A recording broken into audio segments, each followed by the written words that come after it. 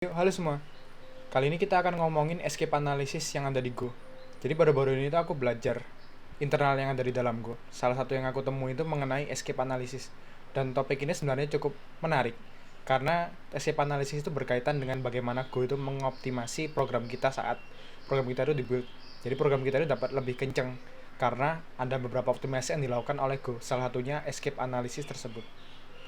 Dan sebelum kita bahas escape analysisnya, itu kita perlu pahami dulu bagaimana pointer dan stack frame function yang ada di Go itu bekerja.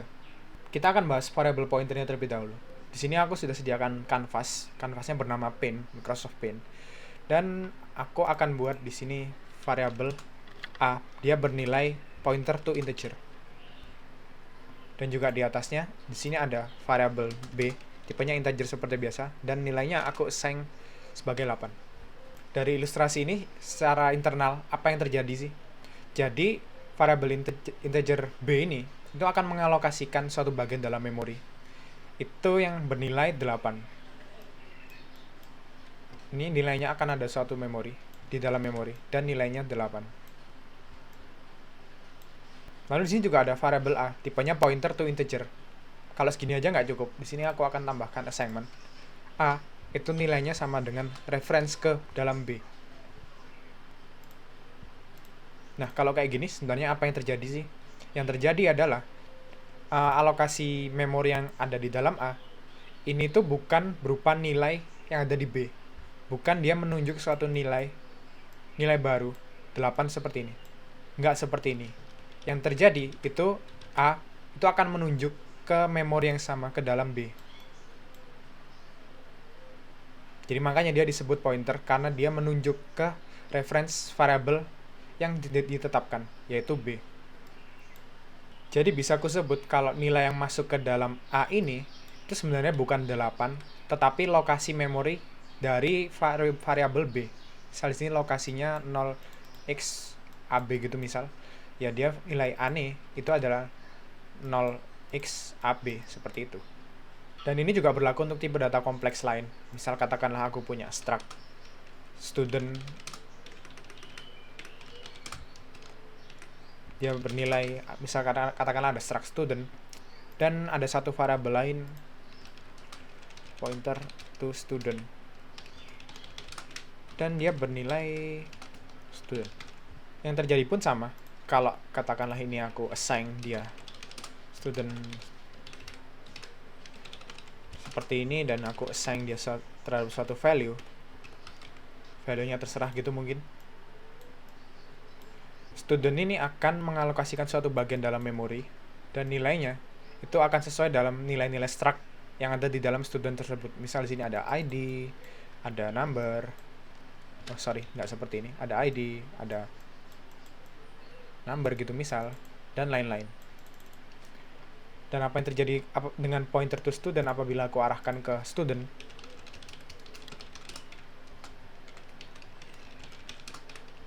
Ini tuh sama, dia akan menunjuk ke student existing yang sudah ada di memori, yaitu student milik variable student ini.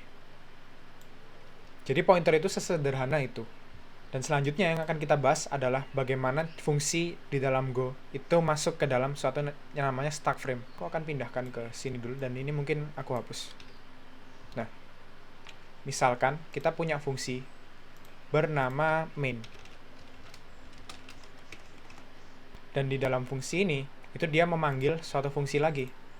Namanya get data, misalkan seperti itu. Dan ada fungsi lagi get other data. Jadi ada dua fungsi yang dipanggil dalam fungsi main. Sini kita akan trace eksekusi dari fungsi ini.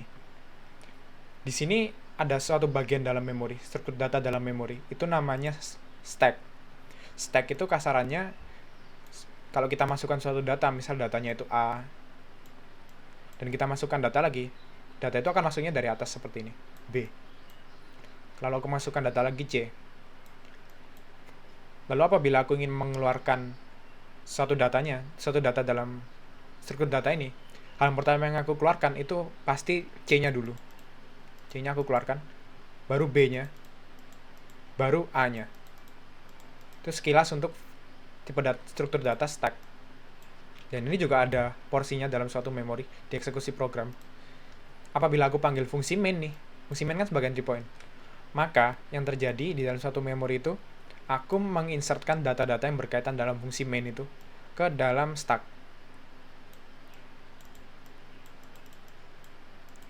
Ini nggak hanya fungsinya aja, tapi ada beberapa metadata lain, seperti nanti ada variabel, ada dan lain-lain. Dan dalam fungsi main ini, itu aku panggil fungsi getData. Dia akan insert baru nih, thread getData. Ya, nggak aja getData lah ya. Terus dia panggil lagi getOtherData. Tapi sebelumnya dia nggak akan langsung seperti ini, getOtherData. Dia nggak akan seperti ini, melainkan dia harus mengeluarkan getDatanya dulu.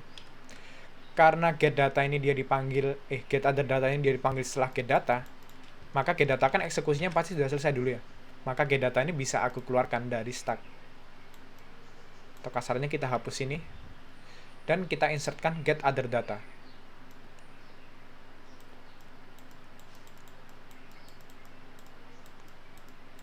getOtherData. Dan saat eksekusi dari getOtherData ini selesai, dia akan keluar pastinya dari stack. Dan akan dihapus.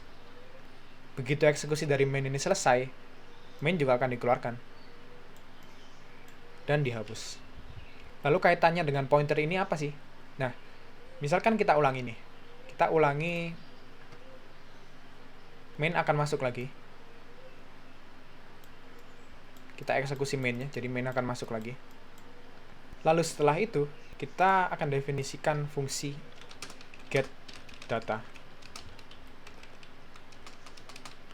Dan dia akan punya suatu variabel bernama var a integer 4. Dan dia akan return reference dari a.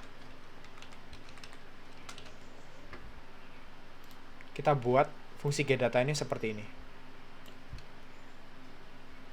Saat kita panggil getDatanya, dia akan masuk stack baru.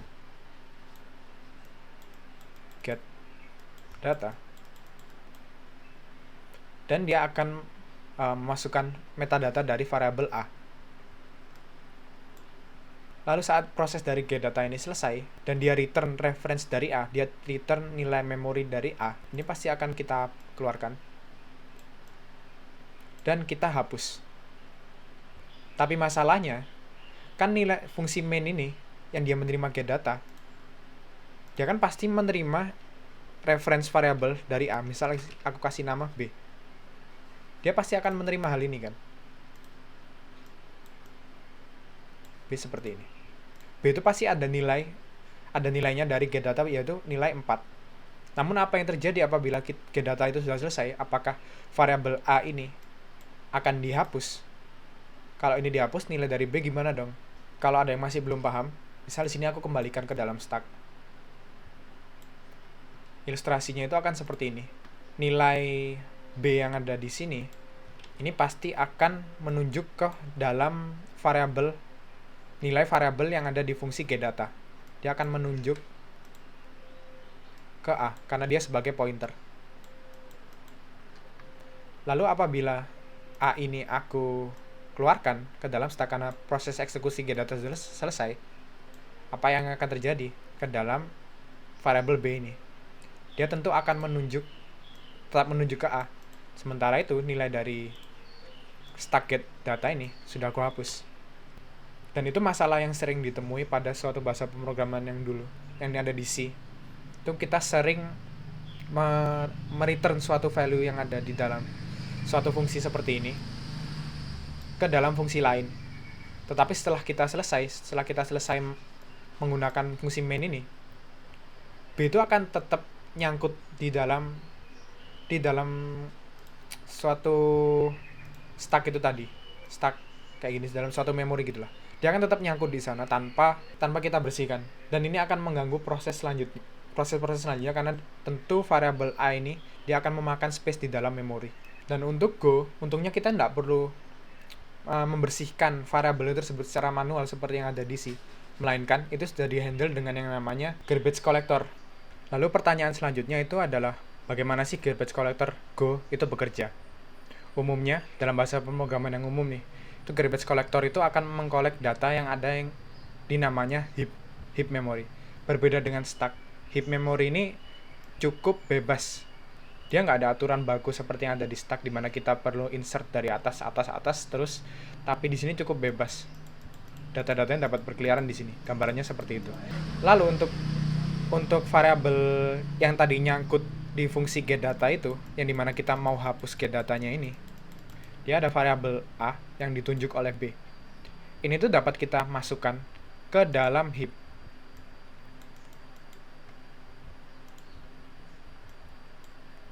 Dan nantinya B ini akan menunjuk ke dalam heap tersebut. Sementara yang ada di getData, ini kita bisa hapus secara aman. Dan secara berkala, nanti garbage collector itu akan mengecek di dalam heap ini, apakah variabel A ini sudah selesai dipakai apa belum. Kalau dia masih dipakai, itu dia nggak akan dihapus. Tapi kalau dia dipakai, dia akan dihapus.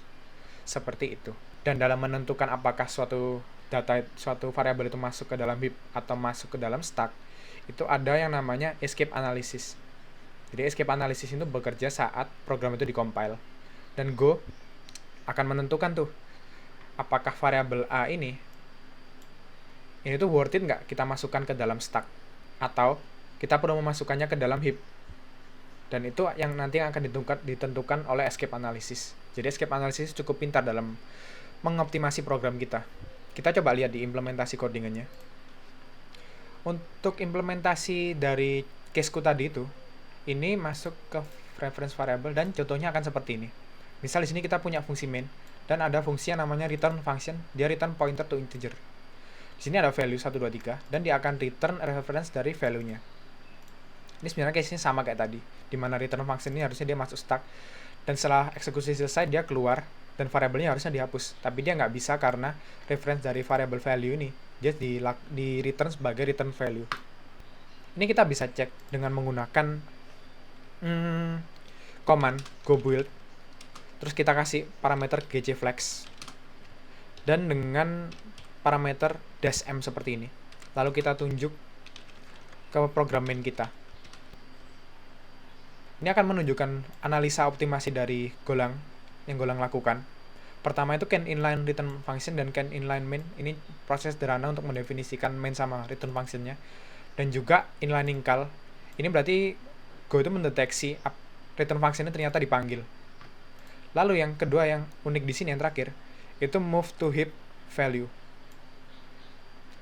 Jadi saat programnya itu kita build, itu Go secara cermat, dia akan mengalokasikan value ini ke dalam heap, bukan ke dalam stack. Karena Go sudah tahu bahwa nantinya si variable value ini dia akan di return reference-nya. Jadi itu contoh sederhana mengenai escape analysis. Sebenarnya ada beberapa case lagi. Di sini misal ada beberapa case. Misal katakanlah aku ambil dari slice. Kalau katakanlah variabel yang kita buat itu sudah terlalu gede, sudah terlalu besar nih. Kan nggak mungkin banget tuh kalau kita simpan di dalam stack. Karena stack sendiri memorinya cukup terbatas, beda sama yang ada di dalam heap. Tapi di sisi lain, yang lupa jelaskan, stack itu sendiri lebih efisien daripada heap. Kenapa? Karena manajemen memori yang ada di stack itu lebih bagus karena dia lebih sederhana. Sementara yang ada di heap, itu memang heap dialokasikan untuk tipe data yang besar.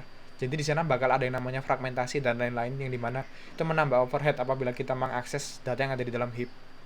Maka dari itu, sebisa mungkin kita mencegah suatu variabel yang normal-normal aja itu lari ke dalam heap atau escape ke dalam heap. Dan salah satunya itu apabila kita mendefinisikan variabel yang besar, contohnya slice atau array, itu terlalu besar di mana itu nggak mungkin banget disimpan di stack. Itu gue akan secara pintar mengalokasikannya ke dalam heap, bukan ke dalam stack. Apabila kita coba call kayak tadi, ini aku coba call di contoh slice kita. Dan gue akan secara cermat mengalokasikan slice kita ke dalam heap secara langsung. Lalu ada contoh lain nih. Misal di println ini. Kalau kita coba run println, ternyata variabel i itu dia masuk ke dalam heap. Kenapa demikian? Karena ini uniknya pada saat kita menggunakan package println, Ini dia menggunakan tipe data any, di mana nanti secara proses di dalam println itu akan melakukan konversi value. Jadi kita cache value any ini terhadap value-value lain. Dan apabila kita mendefinisikan suatu variabel bernama any dan Go akan mendeteksi bahwa itu akan dikonversikan ke depannya, itu pasti secara langsung Go akan mendeteksi bahwa variabel tersebut masuk ke dalam heap, bukan ke dalam stack. Karena Go nggak bakal tahu tuh size yang masuk ke dalam n ini berapa sih. Maka daripada kita beresiko mengalokasikannya ke stack di mana memorinya cukup terbatas, Go itu akan secara langsung memasukkannya ke dalam heap. Ini juga masuk ke any testing, di mana aku mendefinisikan fungsi proses dia any, tapi dalam proses ini itu aku konversikan atau cache dia jadi suatu interface bernama integer. Gue nggak bakal bisa mendeteksi berapa sih size dari variable data ini yang masuk, dan dia beresiko apabila gue memasukkannya ke dalam stack. Maka dari itu ini pasti akan dialokasikan ke dalam heap. Kita coba contohkan. Dan variable data ini dia akan lari atau escape ke heap. Jadi kesimpulannya adalah Go ini sendiri merupakan bahasa yang sudah sangat canggih karena dia sudah bisa mendeteksi apakah variabel tersebut perlu kita masukkan ke stack atau secara otomatis dia akan dimasukkan ke heap. Dan ini merupakan langkah optimasi yang bagus yang diterapkan oleh Go karena secara otomatis Go itu sudah tahu apakah variabel tersebut perlu dialokasikan di stack atau heap. Karena apabila itu dijalankan saat runtime, itu akan sangat menambah extra overhead banget sih untuk mengecek apakah dia perlu masuk ke stack atau heap. Tapi dalam beberapa kasus, variabel yang masuk ke dalam heap itu akan membebani garbage collector. Apabila alokasi memori di dalam heap itu sudah full, secara otomatis Go akan menyuruh garbage collectornya untuk menghapus data-data yang ada di dalam heap. Sementara itu, apabila Go secara terus-menerus mendeteksi dan menghapus data yang ada di dalam heap, itu akan memakan proses CPU yang lumayan. Maka dari itu kita harus bijak nih. Apakah program yang kita buat itu sudah secara bijak mengalokasikan datanya ke dalam stack atau ke dalam heap? Itu yang perlu kita tahu. Dan aku rekomendasikan sih juga untuk baca-baca juga mengenai escape analysis ini secara rinci. Itu banyak bertebaran artikelnya di internet, nggak bisa aku sebutin satu-satu. Dan mungkin itu untuk pembahasanku kali ini. Jika kalian ada rekomendasi bahasan apa lagi yang bisa aku bahas, silakan cantumkan di kolom komentar. Dan apabila kalian suka dengan video seperti ini, silakan like aja dan mungkin subscribe apabila kalian suka dengan channel ini. Oke, mungkin sekian dari aku. Semoga bermanfaat and see you.